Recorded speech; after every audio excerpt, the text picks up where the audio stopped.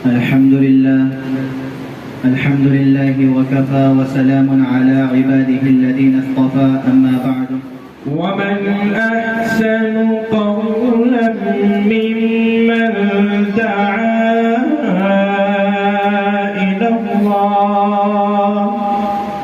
إلى الله وعمل صالحا وقال إنني من المسلمين. ہم نازش ملک و ملت ہیں، ہم سے درخشاں صبح وطن، ہم تابش دی ہم نور یقین، ہم حسن عمل ہم خلق حسن. صدر محترم اور حاضرین مجلس، آج میرے مقالے کا موضوع ہماری بادشاہی ہے. آپ صلی اللہ علیہ وسلم نے لوگوں کو دین کی دعوت دی، لوگوں نے ان کو ستایا. ابو طالب و حضرت خدیجہ رضی اللہ عنہا کے انتقال کے بعد قریش کو خود کھیلنے کا موقع مل گیا. قریش نے پہلے سے زیادہ تنگ کرنا شروع کر دیا. پھر آپ نے یثرب کی طرف ہجرت کی.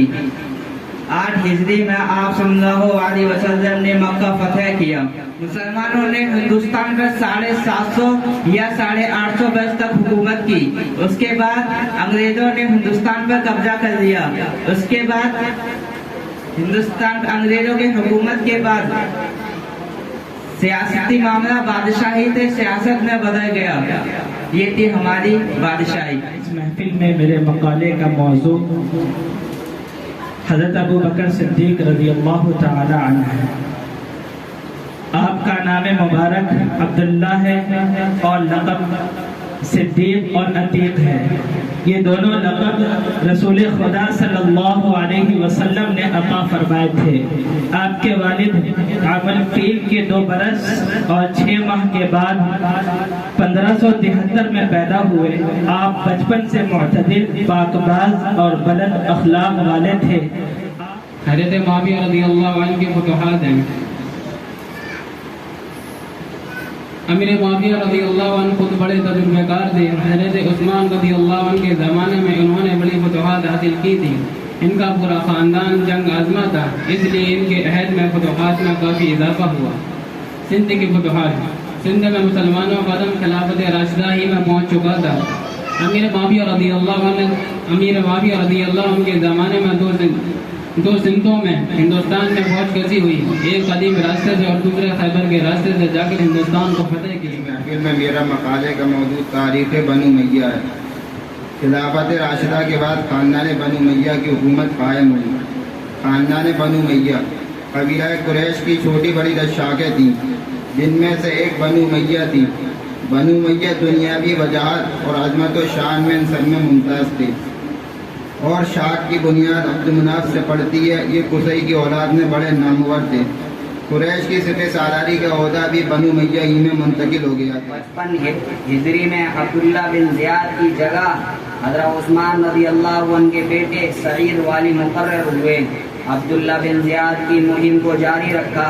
جیحون کے علاقے فتح کر کے آگے بڑھے اور اسی طرح علاقوں کو فتح کر کے مسلمانوں کی سب سے بڑی حریف قسطنطنیہ کی رومی حکومت ہو گئی. نظام خلافت اور امیر معاویہ رضی اللہ عنہ کے کارنامے. امیر معاویہ رضی اللہ عنہ کے زمانے میں نظام خلافت میں سب سے بڑا انقلاب یہ ہوا کہ خلافت اسلامیہ موروثی شخصی حکومت کے قالب میں آ گئی، جس سے اس کی اصل روح بدل گئی، لیکن اس کا ظاہری ڈھانچہ وہی رہا جو خلافت